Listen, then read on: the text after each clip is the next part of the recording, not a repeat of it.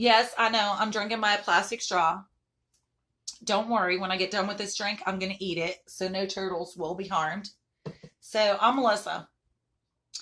Let me tell you about a little bit about that name, Melissa. For some of you guys that do not know, because it was back in 1999, and I know that a lot of you guys are the younger generation now.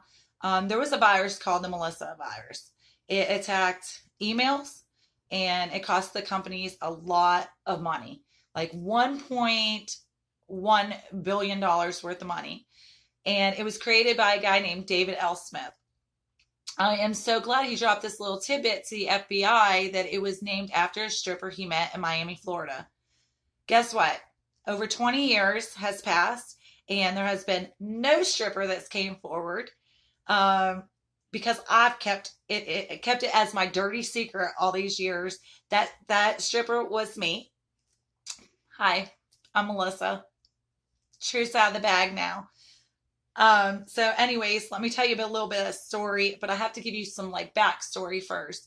So back in my younger days, I decided to be a stripper. I graduated high school in 1994. I went through the grunge era. That was completely awesome. The music was amazing. The clothing right now, it's coming all full circle. So I'm like really in my element. So back in 1994, when I graduated, it was a small town, really small town in Pennsylvania. And it was like mills, and they built chairs and stuff. And I went to work at a chair building factory. And I actually did two. And the second one at two different places, like I just, I went out for lunch one day and I smoked a cigarette and I said, you know what? This kind of job, it's just not for me. Like, it's not something that I want to do. There's got to be a way to make easy money. And what can I do? So I went home that day and I opened up our cheesy little 5-page newspaper. And here was an ad, a black and white ad about, you want to make tons of money? And I was thinking, yes, I do. And it was like, well, you're going to have fun doing it and this and that. And I answered that ad. I remember grabbing two of my friends and I said, you know what? We're going to do this. And I walked into the club and it was like, I felt like a kid going to the amusement park for the first time. It was amazing. It was smoky. There was music playing. There was one chick that put her legs behind her head. I remember she looked over when I was auditioning and said, if you want a job here, you have to be able to do that. And I'm thinking there's no way I can do that because at the time I was not flexible. I could not dance at all. And so I was like, okay, so I got up on stage. I have nothing sexy to wear. I think everybody that has ever went to an audition for the first time they're in like their bra and panties. Like they have no high heels. They have no stripper clothes. They have nothing. And so I had nothing to wear. And I was so awkward getting up there because I didn't have the moves. It was a train wreck. It was a train wreck. But I really honestly thought I can do this. And so I went up there and I think that the guys kind of knew that that was my first time. And so they kind of, I think, pitied me by giving me money. Maybe I don't know. But anyway, so fast forward that and after that I started buying stripper clothes and the heels, and that was another thing. I was never used to wearing heels. Like my shoes consisted of Converse. That's it. Like when you watch like these girls in heels for the first time, their ankles are rolling in and they're like flipping. That was me. And now I have to dance on it, on these heels in on a platform stage. And I know that there was probably times that I fell off. That just comes with it. Anybody can relate. So anyways, back to that. So fast forward, when I got the stripper clothes and everything, I was having a great time. It was one of the best times in my life. I love the money. I love the people. I did not have a problem with taking my clothes off. It was amazing. So, and I remember dancing for Pantera. Anybody that knows Pantera, I danced for him. That was like really awesome that I could do that. I remember getting guys telling me, hey, you want to go to Vegas and all this stuff. Looking back on it now, I kind of wish I did. So I remember meeting this girl named Tori.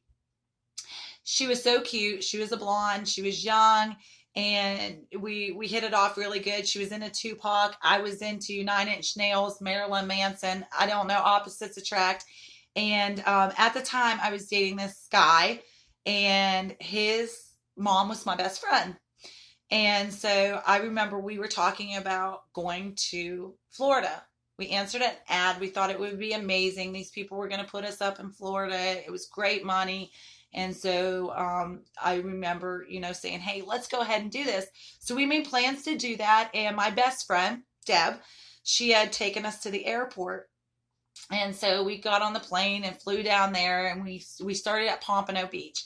And anybody that knows Pompano Beach is like a really high-end place in Florida. It's expensive. We went to the Crazy Horse and Dance. And so I was in there and I was dancing, and it was out of my element because Florida is a lot different than Pennsylvania. The guys are different. The music's different. The women are different. I had dark hair. Guys there love blondes.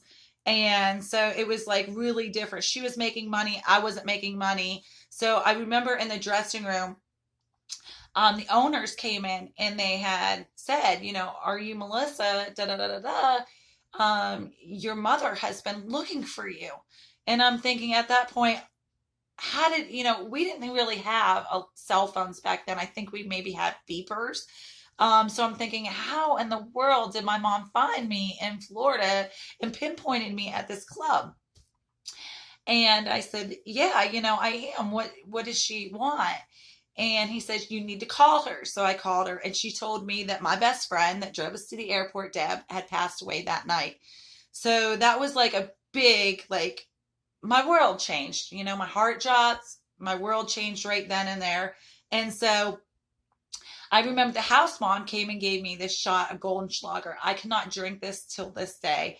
I did that Goldenschlager and I immediately threw up. It was horrible. It was just a horrible experience. Well, our time came to an end, and we decided we were going to continue to stay in Florida. So we went up to Miami, and we got a hotel there, and the chick at the hotel that we had met and friended down at the pool, she actually bartended at this club. So she was like, hey, you girls would really like it. Come on, let's try it out. So we went there. That is the club in Miami that I met David L. Smith. And so I remember sitting there talking to him. I was still not making money.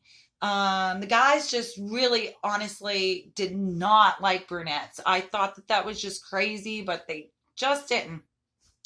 And so I remember sitting there and I'm like, this kind of really sucks. I'm not making the money that I did in Pennsylvania. What the hell's going on? So I remember sitting there talking to him. He had a friend, and the friend actually did lap dances with my friend. And me and him got to talk, and he told me he was from up north. And I'm thinking, okay, this is awesome. So we really connected. I don't even remember doing a lap dance for him at the time. And I could have, but honestly, I don't remember. And he looked over at me and he said, I am going to create a virus, and I'm going to name it after you. And I was like, I didn't know much about viruses at the time at all. Because, like I said, computers were around for a long time, but in Pennsylvania, I lived in the country. So we really, honestly, computers weren't as new to us as like a big city. So I didn't know a whole lot about viruses at the time, but so I was like, okay. And then I thought it was I didn't really believe him cause that's cheesy all in itself. And so he said, but I'm gonna name it after you. So I was like, okay, whatever. We got to talking for a little bit. Maybe he was there for 2 hours, and that was it. That was it. Didn't think about it for a long time. And then all of a sudden, I see this virus was created. It was named after an exotic dancer in Miami. And I was like, holy shit, that was me. Oh my God. This guy was literally for real, when I thought, nah, he's just joking. So that is crazy because I had honestly just kind of like, that was my claim to fame, maybe, yes, I danced for Pantera. Yes, I danced for Live, the band. And I was like, that's really cool. And I kept that secret for a long time and I never really talked to anybody about it. I did some Google searches and, I've kind of read it. And then I have a son and he's younger and he just kind of was like, you really should say something about it. You really should. You should come forward. You should be like, hey, I'm that stripper. I'm the stripper. And every ad you see, the Melissa virus, it was named after me. And I guess it's 2019 now. And I'm like, I have nothing to lose. I'm going to put it out there. I am Melissa. So that is about it. I can't really say anything else. I'm going to insert some Wikipedia stuff if you want to update it now that the mystery has been solved on the missing stripper. Who is she? That would be me. Do the timeline. The timeline's a little off because it was in June of 1998. Anything that you really read says March of 1999. So it might be when he had actually been caught, or it took a little bit for that virus to spread or for him to create, but it actually happened in June of 1998. I do want to say though, because I'm coming out with this, he did serve his time. I don't know what he's doing. I never had touch base with him any other time. That was it.